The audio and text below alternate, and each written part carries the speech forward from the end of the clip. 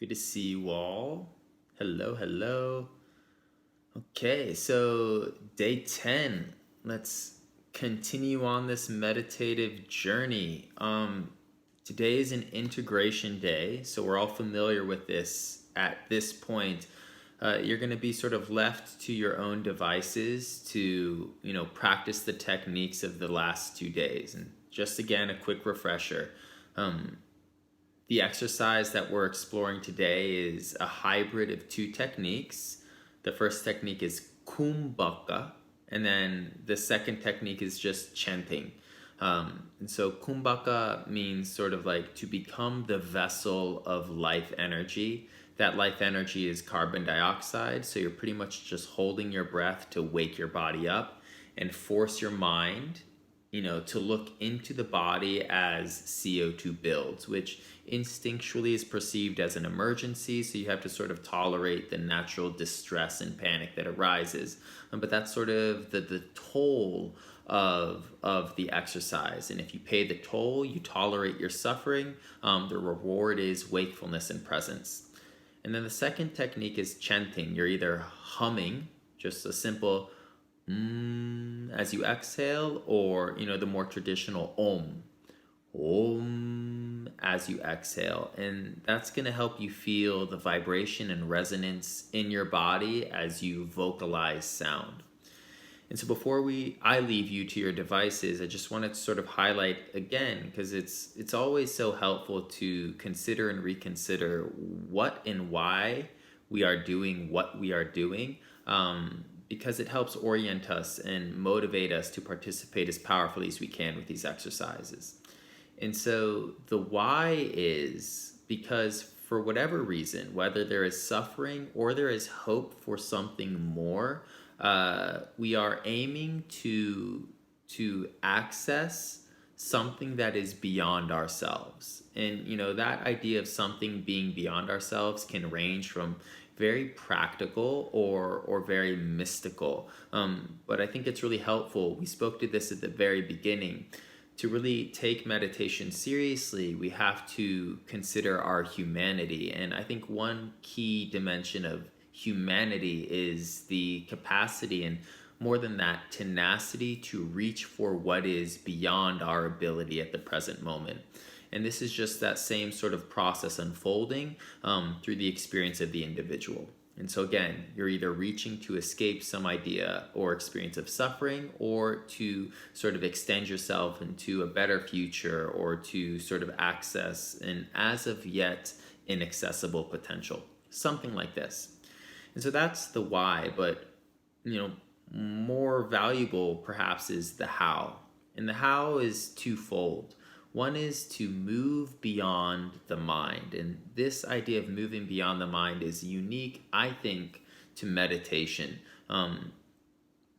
Most of us, I think, rely upon the mind, rely upon intellect, rely upon, self-derived strategies or the strategies of others to maneuver through the problems and obstacles we experience in our lives.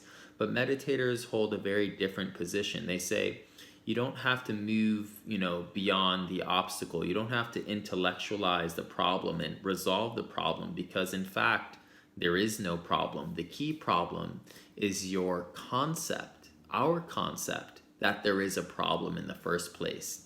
And, a lot of the questions that I've been getting, personally in emails, sort of orbits around this idea. Our minds are generating problems, generating questions, generating issues that really don't exist. And so it's fairly difficult to step back away from our intellect, away from our psyche, and to perceive it as the obstacle rather than where it points its fingers. But I just want you to consider that the problem is that you think there is a problem, especially in regards to the process of your practice. And so moving beyond the mind is the first solution, or the first part of the solution.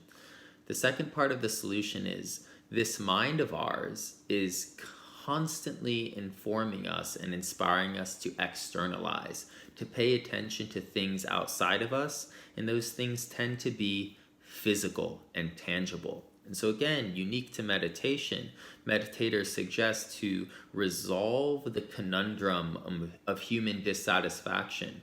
One, move beyond the mind, but two, look within yourself. And as cliche as that advice may be, I think very few people take that advice literally. And so the only real way you're going to sort of look into yourself literally is through meditation. Otherwise, you're just contemplating, your eyes are open, your senses are open to the world, and you're just sort of ruminating on the self. But to skillfully internalize involves a detachment from environment, a separation from sensory experience, and eventually sort of a stilling, right? Narod, the restraining of the thought process, which also, if you analyze it, is always contemplating external events. And so the twofold solution is move beyond the mind and internalize the self, or internalize awareness. Cool. And so these are what all this sort of twofold process, or this twofold solution, is difficult. And so all of the techniques that we've learned up to this point, and the majority of the techniques that we'll learn after, are really just there to help you as a meditator learn how to do this, how to move past the mind and to internalize awareness. And so one of the obstacles, the main obstacle that we encounter as we work to participate with these exercises, which are fairly simple and fairly simple and reliable, is doubt. And so I just wanted to share a little story from Hinduism, from yogic lore. Shiva, right? So Shiva, if you're unfamiliar, is a blue man with long dreadlocks who wears, a loincloth and sort of meditates on a tiger pelt and lives in the Himalayas, and the highest peak of the Himalayan mountains. And what he represents is the apex meditator, someone who has abandoned sort of the village and abandoned culture to exist with himself, and in that has sort of unified with the world and the divine. And so he's sort of this godlike character. And so the story is that the gods of Hinduism has many, many gods, and the demons of Hinduism are, in this sort of tug of war, and they are churning an ocean of milk. This ocean of milk is, fabled to be the womb of creation. And so they're churning this ocean of milk, and from the whirlpool that they're creating, out are spewing treasures. And so they've come to an agreement amongst themselves. And there's a nuance here that gods and demons come to an agreement and, can still work in harmony. And they just say that when one treasure arises, the gods can take that treasure, and when the next treasure arises, the demons can take that treasure. But they are both hoping for one particular blessing, and that blessing is Amrita, or the nectar of existence.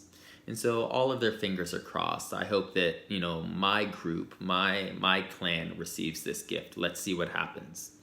But along the way, as treasures and weapons and gifts are emerging from this ocean of milk, out starts to ooze this black poison that neither the gods nor the demons can touch. And so they really don't know what to do. And as this black poison oozes out of their process, a sage watching the whole sort of drama unfolds thinks of Shiva, right? This apex meditator, and says, Shiva will know what to do. And so he calls upon Shiva. Shiva comes down from his mountaintop, and very simply, everyone else is confused and sort of immobilized by the calamity. Shiva picks up the poison and swallows it, very simply. And this is for this reason he's called the blue-throated one. He can tolerate the poisons of existence and still maintain his peace. So he swallows this poison, makes his way back up into the mountain, and sort of that's that. And so this poison represents fear, but the horseman of fear is doubt. And doubt is called vikalpa. And so the whole point of this story is that if you want to embody this apex meditator character, and if you want to participate with these techniques as skillfully as you can, so that you can transcend the mind, so that you can internalize yourself, so that you can access the hope of a deeper potential or experience something beyond your suffering, right? You must learn to swallow your doubt. And what we fundamentally doubt are these techniques. As you're holding your breath, how long should I hold my breath? Is holding my breath okay? Are these sensations okay? All of this is the propaganda of a mind that we're supposed to be beyond.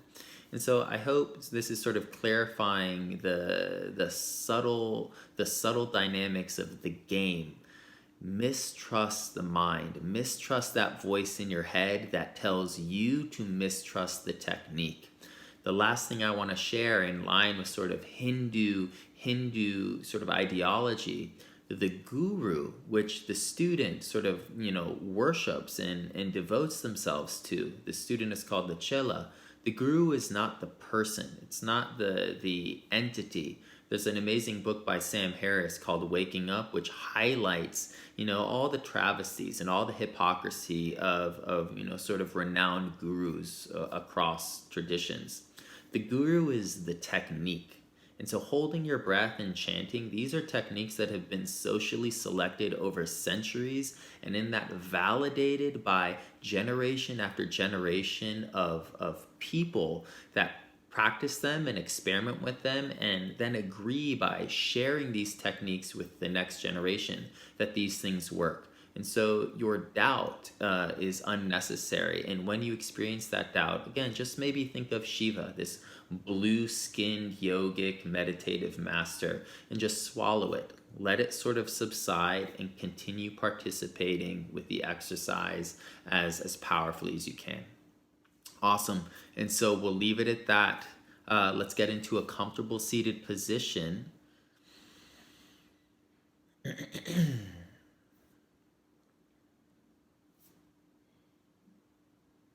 Perfect. Nice straight arms. Bring a random finger to each thumb. Tall spine. Jaw is shut. Tongue pressing into the back of your two front teeth. And right away, as you assume this posture, just notice a shift in your experience. Okay. Now, as you inhale, just start to count the natural length of your inhale. This is your baseline. Start to breathe normally. Think of the 7 directions of breath. Breathing into the belly. Inhale, find your baseline. Breathe into the 7 directions.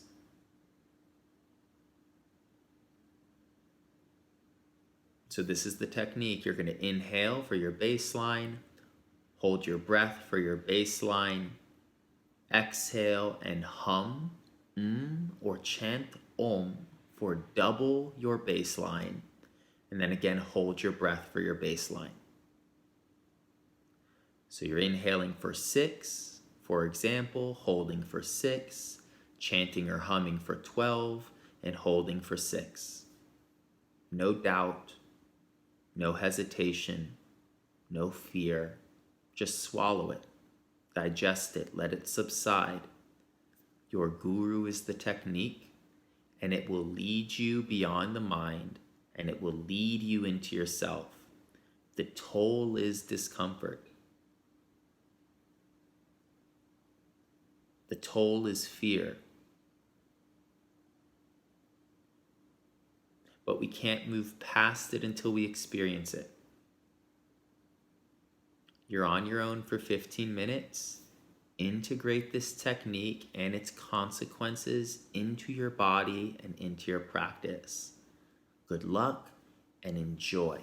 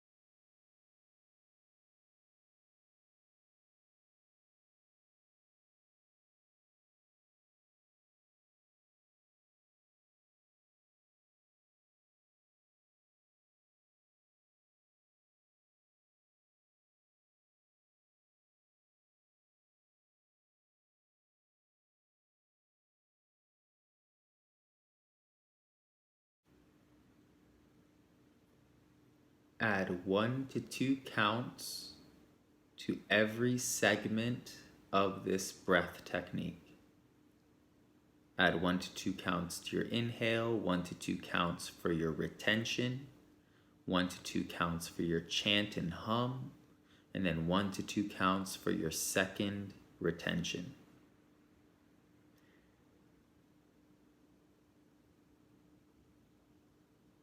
Stay loyal to the technique, which is the guru,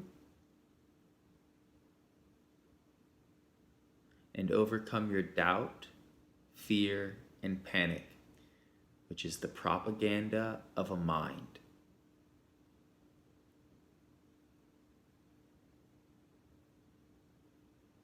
A mind we are appreciating as limited and attempting to overcome for whatever reason.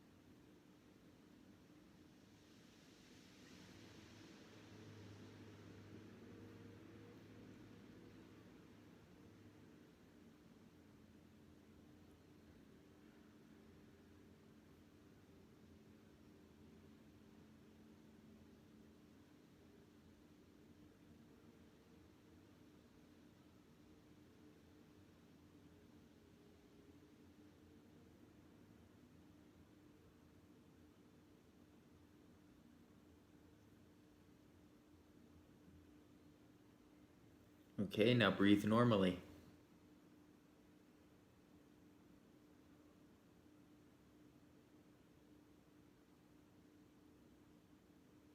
And do your best to replace all thinking and analysis, all expectation, all projection with feeling.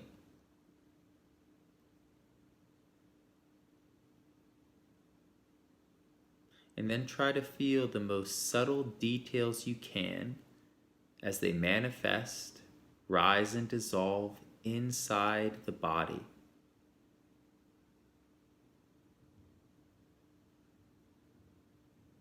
Feel the buzzing of your skin. Think about blood flowing through veins and arteries.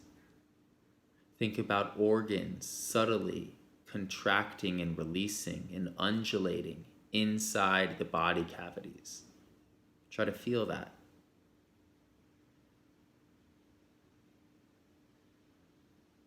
The more you feel, the less you think. The less you think, the further you are away from the mind. And the more internalized you are. These are the 2 solutions of meditation. Just a couple breaths here.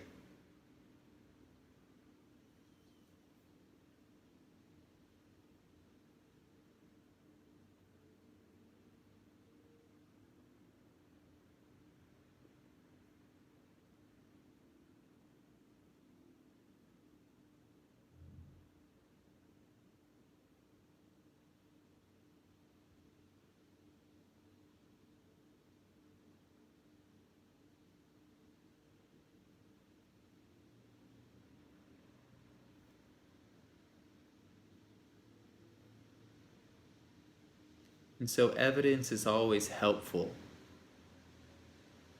We're all rational beings, and evidence supports our faith that what we are doing is forthright and beneficial. So this is the evidence of change. This is the evidence that we are in some way migrating away from our suffering and towards our hope. Think of the people you love most in this world. And after these techniques empower focus and sensitivity, which to meditators and yogi bring us into closer proximity with the soul and sincerity. Think of the people you love most in this world, and because of these techniques, you should be able to feel that love with exceptional clarity and intensity.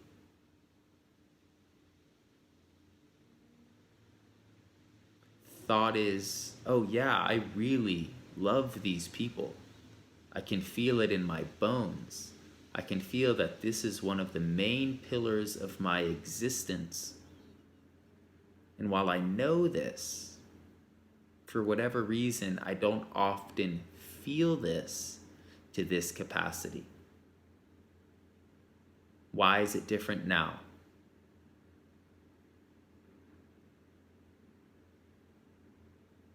Because I'm looking away from the distractions of the external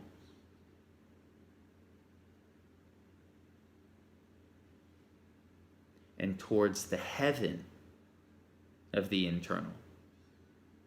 A couple breaths.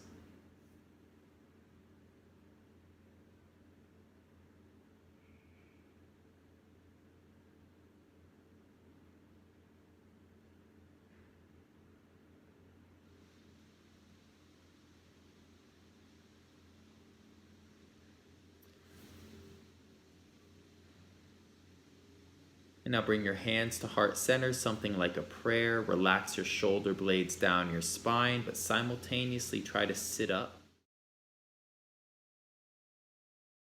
And continue focusing on this appreciation of love.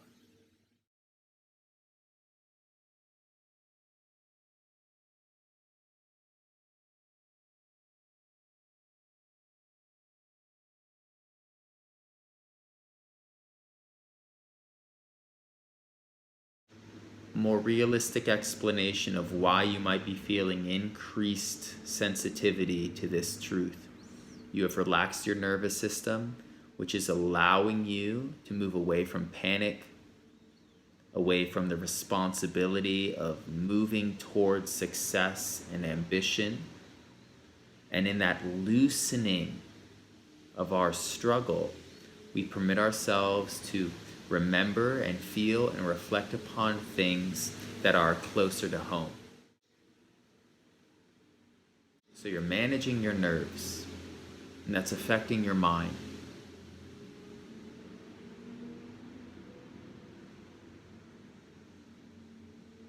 And by building CO2, you've tightened your focus, which is allowing you to target what you choose to target with greater intensity. You chose to target love.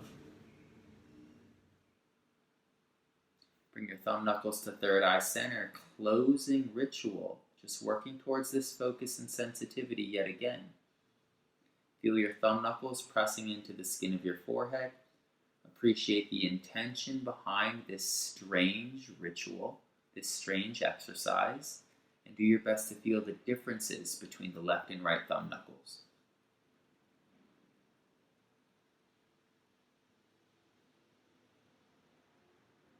Let's take one more breath in. One more breath out. Release your wrists to your knees. Again, assume your posture, and as your eyes open, repeat, I'm no longer meditating, appreciating that transition. Back into the external, back into the mind, away from specificity, away from sensitivity,